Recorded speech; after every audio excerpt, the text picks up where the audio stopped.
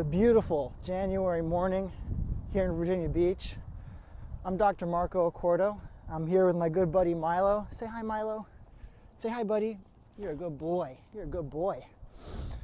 And we're here to share with you how to burn fat all day. So before we get into the nitty-gritty on how this stuff works, we need a little bit of background information. This whole idea really centers around the concept of your body's metabolism. Metabolism is kind of like the thermostat on a pellet stove. When your thermostat is set to low, it produces less heat, but it uses a lot less fuel. Instead, when you set it to high, it uses a lot more fuel. Wouldn't it be really cool if you could just dial up your thermostat to use more fuel or burn more calories or burn more fat even? Well, you can. And the irony of the whole situation is that if you're currently trying to burn fat or manage weight, you're probably working a little bit too hard. Our physiology discussion starts with a little molecule called ATP. ATP is kind of like the pellets in your pellet stove. Your body burns up ATP for energy. And in order to create ATP, your body uses different fuel sources. To simplify the matter, basically sugars, proteins, and fats. And that's what we're interested in. We're interested in how to turn your body's metabolism on so that it chooses to burn up your fat stores instead of using things like blood sugar or, even worse, proteins. Okay, Milo, come on. Come on, bud. All right, have a seat.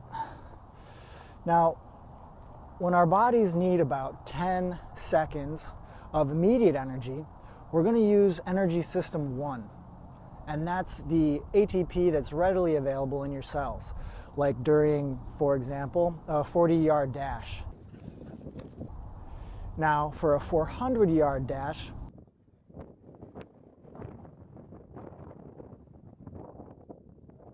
we're going to get into energy system 2. And that utilizes your blood sugar and the sugar stored in your muscles.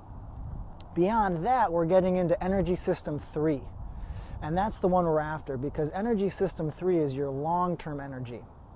And that's the energy system you're going to use during a long, brisk walk or, for example, a marathon.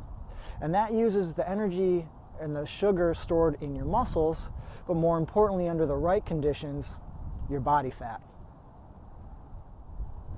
Now, I've said that under the right conditions, our bodies will preferentially burn fat for energy. So what are those conditions? All right, now it's time to slow it down, because what I'm going to say here is the crux of this whole video.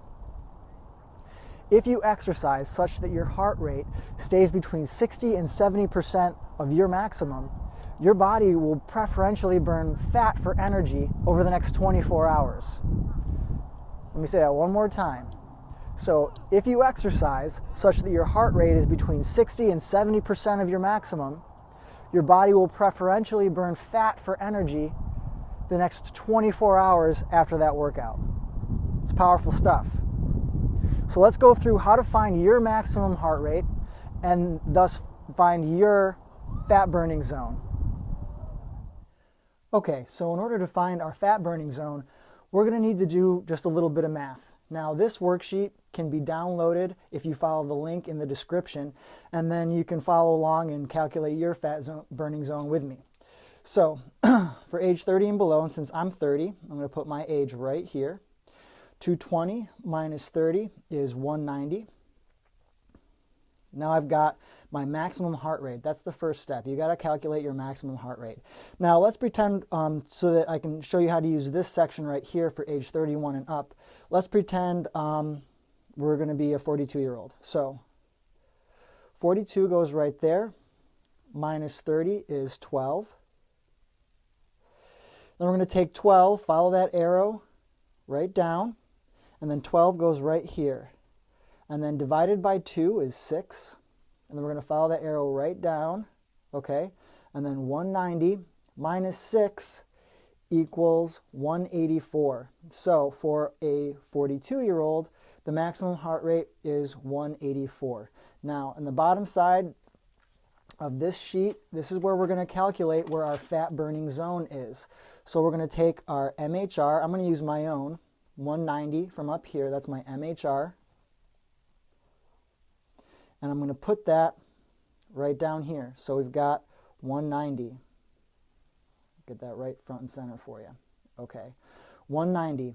Now, the upper end of my fat burning zone is 70% of my maximum heart rate. So I'm going to multiply 190 by 0.7. And that gives me 133. Now, 133 is the upper end of my fat burning zone. I'm going to follow this area right down here. Now I take my MHR again, my maximum heart rate, put it right here, 190. Now the lower end of my fat burning zone is 60% of my MHR, so I'm going to multiply 190 by 0.6. And that gives us 114. Follow this arrow right down here, 114. We'll get this front and center for you. So my fat burning zone is between 114 and 133 beats per minute. So now that you've got your maximum heart rate, let's go over some ways that you can measure your heart rate during your exercises so that you can stay in your fat burn zone for that 30 minutes you need to burn fat all day. One of the simplest things you can do is use the equipment you already have. Now, any kind of digital watch or digital stopwatch will probably have a chronograph function, and that's really easy to use. And all you're going to do is count your heartbeats until the timer hits 15 and multiply that number by 4 to get your heart rate. Now, with an analog watch, it's even easier to do because all you do is watch the second hand, and let's say it starts right up here at the 1 o'clock position. You wait till it gets halfway around, so like that 7 o'clock position, and then you multiply the number you get by 2. Basically, you're counting your heartbeats for 30 seconds and then multiplying that by 2 to get your beats per minute.